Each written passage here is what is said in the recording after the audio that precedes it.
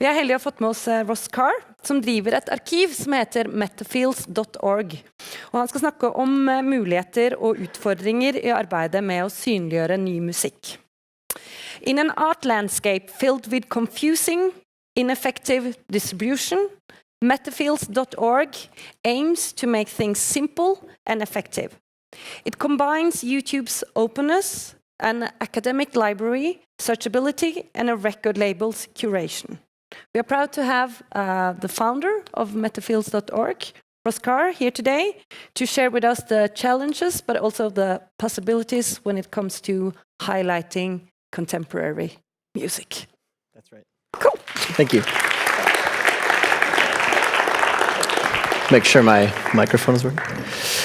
So thank you so much for having me, and thank you for letting me switch to English. Sorry about that. First of all, my main role in contemporary music is as the artistic director of the International Contemporary Ensemble, which is a contemporary music ensemble, collective, and organization dedicated to working with emerging composers to bring their works to the stage and to recordings from all over the world. So my perspective comes less from the question of distributing recordings and the various ways that that can happen, and more from the question of how do we, as performers and performers of contemporary music in the sort of like lineage of classical music, free jazz, improvisation, find new artists to work with around the world. Because there are so many disparate libraries of publishers from every nation and within each nation that it's difficult to look to one place to discover a new composer and to create a new collaborative relationship. So over the last 10 or 12 years at the International Contemporary Ensemble, we've started 4 libraries to test different methods of learning about composers who would otherwise not have contact with us or with other ensembles via traditional methods, which usually tend to privilege those with wealth and connections. Instead, we're trying to make platforms that would allow for composers from any country and from any background and any genre or discipline to make a collaborative relationship with us via these platforms.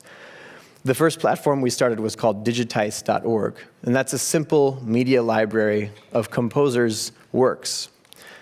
And the process is simple. Every single concert that ICE performs is documented with multiple cameras and high-fidelity audio, and with the permission of the composer or their representation and publisher and the performers, all of it at 100% consensus permission, these pieces are added to a free online library.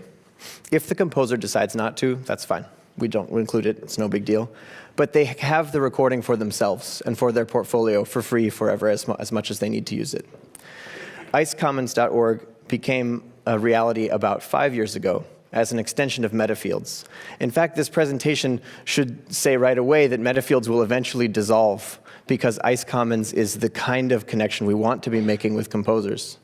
icecommons is a crowdsourced database of information about pieces. It's not the score itself, it's not the recording of the piece itself necessarily, unless the composer decides that, but it's the information critical to a performing organization to know whether to perform the piece. The instrumentation, the duration, the technical specifications, and a description of the piece for artistic curatorial purposes. Finally, the Luigi database is an internal production tool for ensembles, opera companies, organizations to collect all of the data that comes through producing concerts, so that that data could be used by other organizations to produce those same pieces if they desired down the road. And so in a way, it's a complement to organizations like protection organizations like NOPA and TONO that protect the rights of composers and their intellectual property.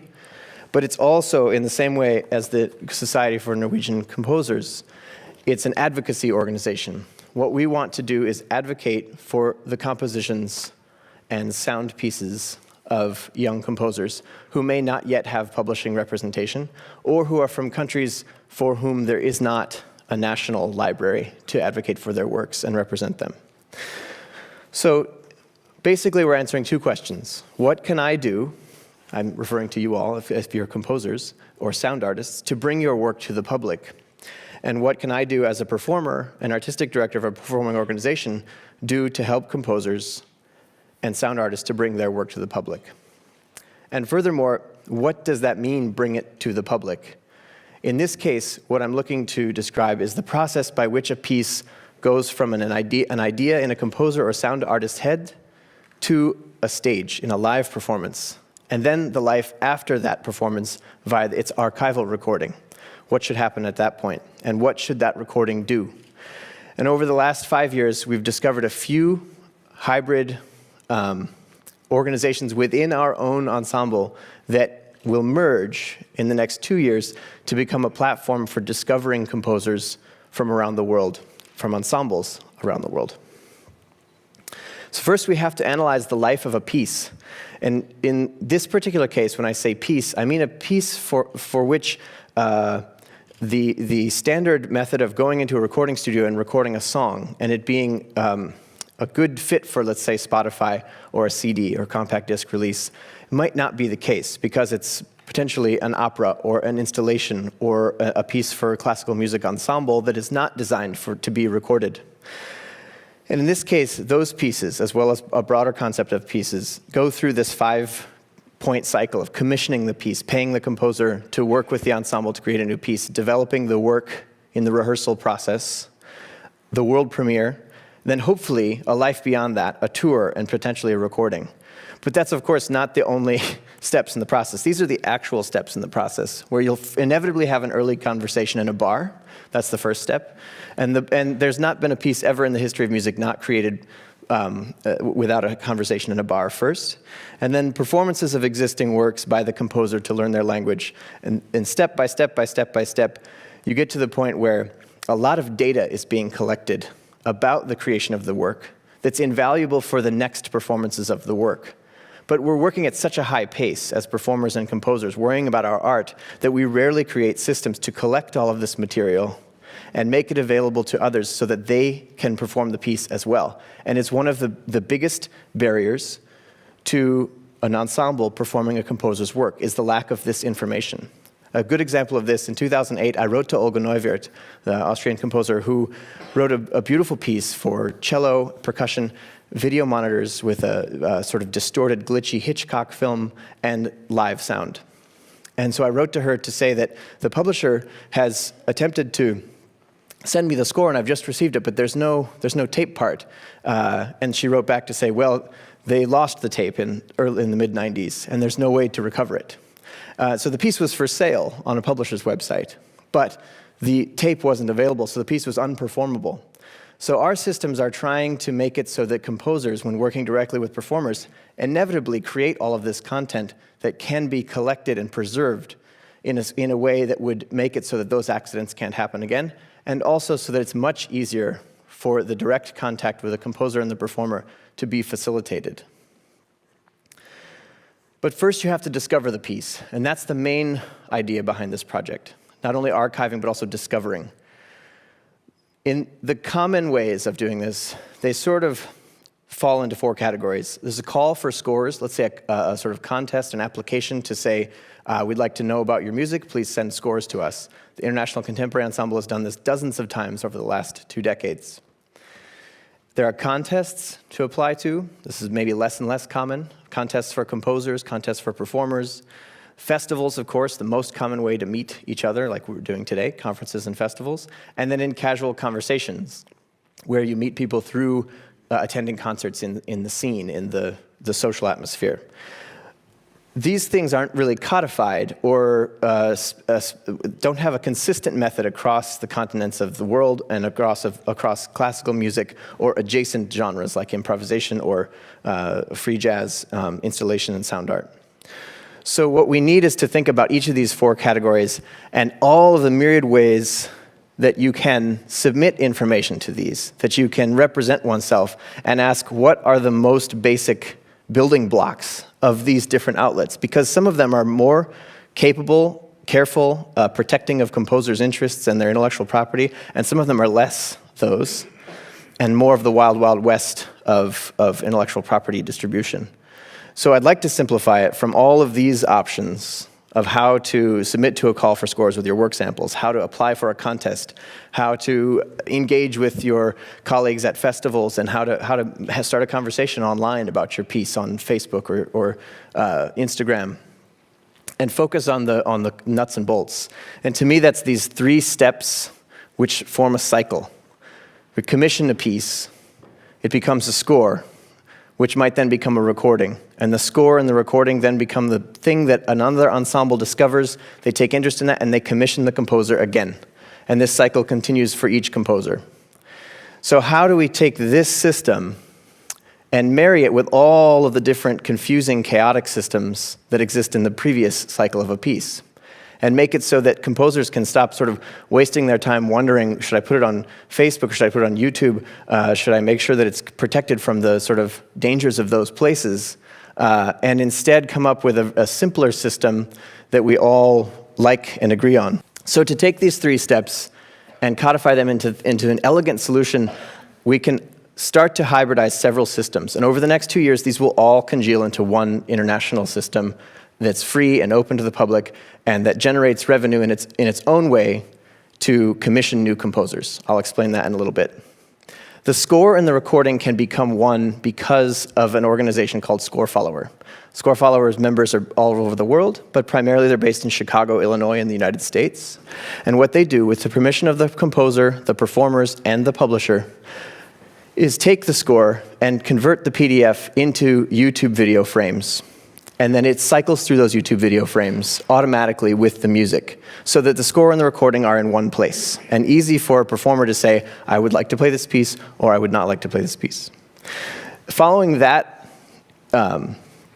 creation of that content, where should that go, and how should that be discovered by performers? Well, YouTube and Score Follower don't organize the material by instrumentation. But if you think about a string quartet, they don't need to look through an entire publisher's catalog, they just want to see the string quartets. That's great, the publishers already do a good job of that, but you have to go through 25 publishing websites to find all the pieces. Instead, one aggregating place for the information of the music, again, it's not the scores, it's not the sound files, just the information about it, would be ideal. And that's where Metafields and ICE Commons comes in. What we do at the International Contemporary Ensemble is look at Metafields and ICE Commons database, I'll demonstrate this on those URLs in a second, to find new composers every month. And about every quarter, we select 6 composers whom we're going to commission. So 24 pieces per year are selected for commission from this database. And instead of a composer toiling away, adding work samples to this contest, to that contest, and over and over and over the same thing happening, but yielding no results, they instead add their work samples to one place, and it's not the scores or the recordings, it's the information about the work, and a link to those things if they desire, in one place, so that when they apply to other contests, it's available to those other contests as well. That's the goal of this, so that there's not a bunch of repeated, redundant work for composers, and it will allow them more time to do their art. And we can create this cycle of commissioning, performing a score, recording a score, converting it to a Score Follower archive resource, submitting that to Metafields for a searchable database, and back in like so. So that the discovery process becomes a discovery and proliferation of a piece, all in one fell swoop. When we discover a composer, we want all the other ensembles to discover that same composer, because we're advocates for that composer, not trying to create an exclusive relationship. So this cycle can continue over and over and over again and help passively promote a composer's work without them having to continually add their portfolio to every single contest. So in a sort of idealized vision for the future, which is only a couple of years away, we will hybridize these initiatives that we have been testing for the last 2 decades. The International Contemporary Ensemble as its own ensemble organization, advocating for young composers' works around the world, and trying specifically to find the flaws in the systems of classical music that make it so that people don't have access to these opportunities, and create equity in the entire field of composition. ICE Lab was our project from 2010 to 2014, which allowed us to meet new composers and create new works. That spirit of finding new composers and creating new works carried over into the spirit of ICE Commons. And Digitize.org, our online library, is how we developed the system of documenting all of these works comprehensively, giving them to the composers and saying, this is yours, do what you like. Would you also like it on this website? And finally, Luigi, our internal database, every time we play a piece, the information about that piece, its metadata, gets entered into an online resource that can be accessed by all performers around the world. Not the scores, not the intellectual property, just instrumentation, title, duration, and whatever else the composer desires to have shared with the rest of the performing ensembles using the service. So to demonstrate this a little bit, because I know we're sort of running out of time, and I want to be available as much as possible during the speed meetings to work through this. I'll have my laptop available and show you some examples. But I wanted to show you these websites to give you a sense of what's possible. So ScoreFollower is not my organization, and it's not an organization of the International Contemporary Ensemble, but it's extremely popular. It's a website, but most importantly, it's a YouTube channel. Here's a piece by Kelly Sheehan, a young composer from Chicago, who wrote a piece that really is not self-evident from the score. It's certainly not self-evident as to what it is from the recording. And so this hybrid document shows a bird's eye view picture of this snare drum with a transducer system swirling around and the score in real time. And I won't play the audio. I'll just play what it looks like, perhaps. Well, maybe it won't load, but the score will automatically cycle through its pages as the music is going. It's as simple as that. And so hopefully this kind of work, when the composer desires it and their publishers and representations approve it, can be integrated onto the sites like Metafields via the ScoreFollower system. And finally, when the piece is created, composers can add it to our ICE Commons system. So this is the boilerplate description of what ICE Commons is, and when you're ready to submit your works, you simply fill out this information, the title of the work. If you'd like, as an optional, because there's no asterisk there, you could add a YouTube video, Vimeo video, whatever you think represents your piece best and that you have permission to do. SoundCloud, perhaps, whatever systems you think are best for your work, or don't put it in either and add URLs to your own website or to Bandcamp, Spotify, whatever links you think best represent the commercial sales of your sound. And then you're adding a composer, you're adding your own name to this, performers' names, and this creates a crowdsourced index of composers' names. Every time someone adds a new piece, the composer's name gets added there too. And every quarter we email all of these composers and just tell them, we're here for you. If you'd like us to play your music, please let us know about it. Just write us directly or submit it here because we want to know who you are. And it's super important to us. And then finally, you can add other information about the piece, the duration, the year created, and importantly, instrumentation so that performers can search for their unique instrumentation. So you know that common tuba, harp, and harpsichord trio. They might be able to search for their piece on here. Additional notes as desired, ephemera, links, and then permissions and things like a Creative Commons license. If they decide to put their video on there, they can reiterate what they've already put on to the YouTube and SoundCloud preferences for rights. And if they don't want to put their intellectual property on there in that way, they just don't have to. It's no big deal. And then they submit. And then it enters another library, which is my inbox. And I decide whether it's okay for this to be online or whether it's a spam or something like that. Otherwise, there's not an aesthetic gatekeeper. It's just making sure that people aren't putting pieces on that don't belong to them and elsewhere and otherwise. So finally, the entries become something like this, a multi-thousand piece database that's searchable by instrumentation and searchable by the performers who last played it, the groups who performed it, the locations in which it's been performed, and the festivals, in addition to the year created and the duration of the piece. So that a performing ensemble, let's say a percussion trio based in Oslo, Norway, wants to find pieces for percussion, they can go on here, check the percussion box, and look through a few hundred pieces, as opposed to thousands of pieces and on multiple websites of different national libraries and publishing organizations. But this isn't the only way. This didn't work in the first 2 years. And the reason is that composers weren't interested in putting their pieces up there just for that idea. That wasn't enough of an attractive element for composers to put their works on there. So we doubled down on this a little bit. We made another guarantee, which was that as an ensemble, we would play at least 24 of these works from this library per year. And then hundreds and hundreds and hundreds of composers submitted their works, which created all these new conversations with new young composers around the world, which has been the staple of our programming ever since.